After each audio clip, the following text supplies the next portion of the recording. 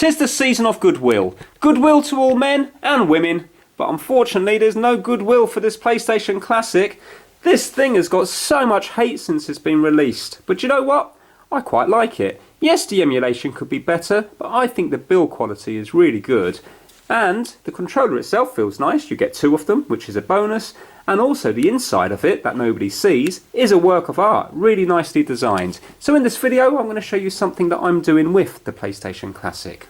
So this is what I've been messing around with, a PlayStation Classic Portable. So as you can see, no additional wires needed. So you can basically take this anywhere you want, and it's so easy to make. So let's turn it on to begin with, and then I'll show you how to do it yourself if you want to. So to begin with, we need to power on the power bank. Inside the back of this monitor here, I have a hidden power bank.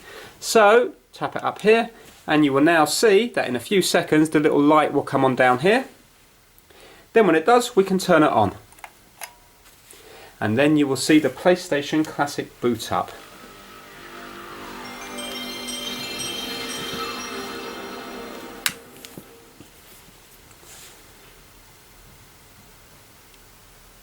There we go, so we need to plug in a controller. Now obviously we get two controllers with it.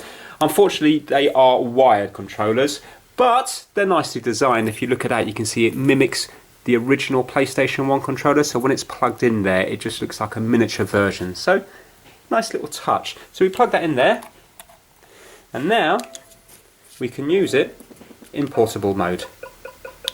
Now 8BitDo will bring out an adapter at the end of December which will allow you to use various other PlayStation controllers, and I think, as far as I know, Xbox and Nintendo Switch etc. controllers on it wirelessly.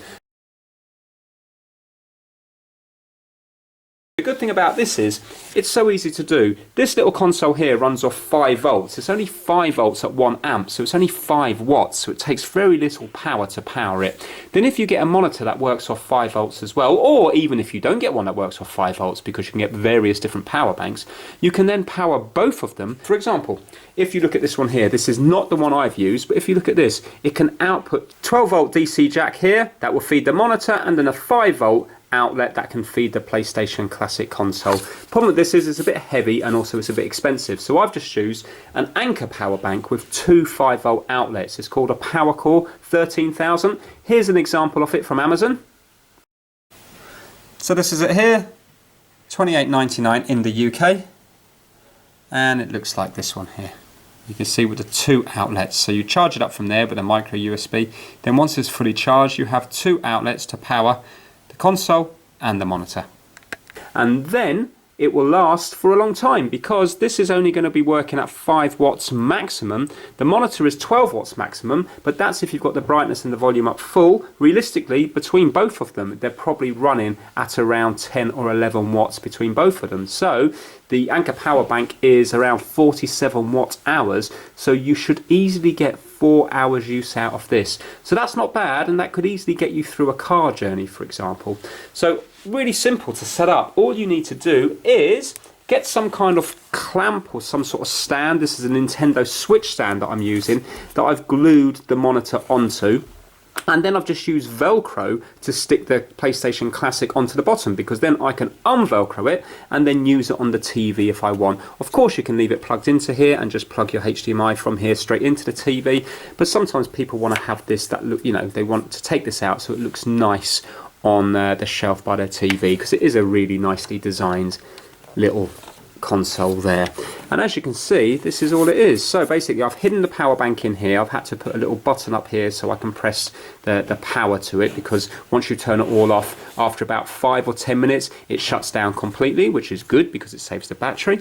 And so out of it I've got two cables. One cable coming out that you can see that feeds here, and then the other cable comes out and it feeds the DC jack. So all it is a USB to DC to plug into here, and then I've got the HDMI cable going out here and then into here, and I've just lost the slack in the back. And then when you run out of power, you need to charge up the power bank again. So this USB cable here feeds the power bank, this little micro USB cable that goes from the power bank to here. You plug this part into a USB charger and then leave it plugged in. I leave it plugged in overnight, and then it charges up the power bank again, so you can get your 4 hours play all over again.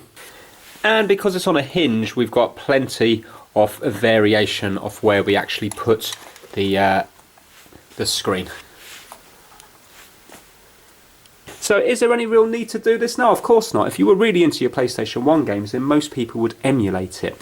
But it gives you another option if you've already got one of these, or if you like the look of these and you're thinking that you quite like to make it portable, then this is a nice, easy way to do it. Obviously, you don't have to have the monitor attached to this at all. You could just all have it loose and just have it powered from a power bank with leads around the place. But I think it's quite a good option. So let me just show you a little bit of gameplay.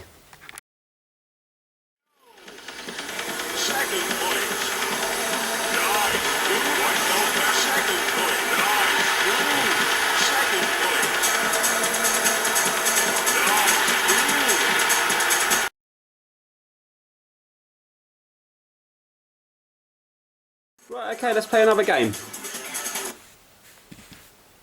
This time, let's do a 2-player game. So we're going to plug in the other controller.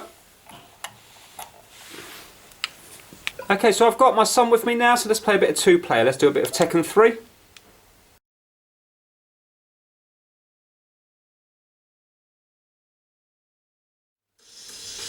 Round 1.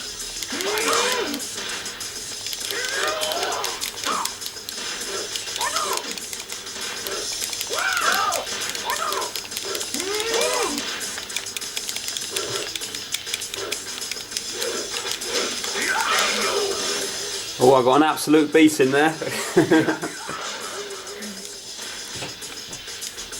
Yoshi wins. Round 2. Fight.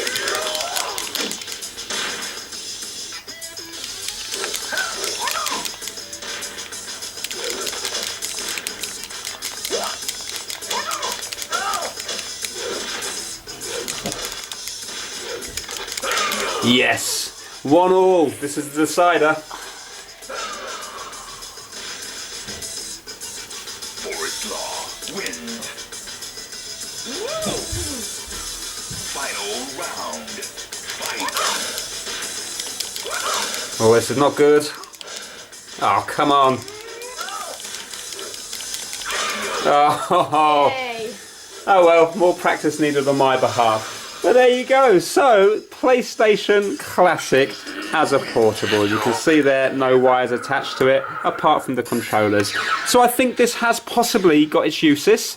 Maybe if you were having a journey in a car or something, or maybe you want to take it to your friend's house and you want, or camping, something like that, something where you didn't want to be bound by electricity, so you could just use a power bank. And to get 4 hours use out of it is a fair bit of gameplay, especially on these older games here. So just because the games are old, it doesn't mean that you can't have fun with them. And I think the console, yes, it could be better, and obviously it would be better if it had more games. But remember, more and more people are hacking this already now, and you can put your own games on it. So I think there is potential for it. And just for the actual look of it itself, I think it is a nice looking console, and I think it does have some nice design features. So hopefully you enjoyed this video. If you did, please give it a thumbs up, and please subscribe for more how-to videos. Take care, bye now.